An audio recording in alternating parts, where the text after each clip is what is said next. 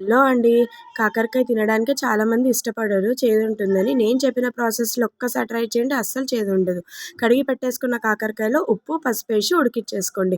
పులుపు కోసం చింతపండు నానబెట్టేసుకోండి. పప్పు కుక్కర్‌లో కొంచెం ఆయిల్ పోసేసుకొని జీలకర్ర, ఆవాలు, ఎండుమిర్చి, కరివేపాకు, ఉల్లిగడ్డలేసుకొని మంచిగా ఫ్రై చేసేసుకోండి.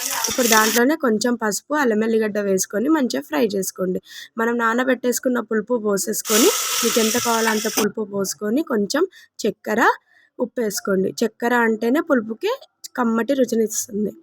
సో, ఇప్పుడు మనం ఉడికిచ్చేసుకున్న కాకరకాయలని ఏసేసుకోండి. ఏసుకొని కొంచెం మంచిగా మగ్గిచ్చేసుకొని కారం వేసుకోండి. కారం స్విమ్‌లో పెట్టేసుకొని నూనె పైనకొచ్చేంత వరకి ఉడికిచ్చేసుకోండి. తర్వాత మీకు తగినంత వాటర్ పోసేసుకొని మీ కన్సిస్టెన్సీలో వాటర్ పోసేసుకొని ఒక 2 విజిల్స్ పెట్టేసుకున్నారనుకో కమ్మని పుల్ల పుల్లని కాకరకాయ పులుసు రెడీ అయిపోతుంది. సబ్స్క్రైబ్.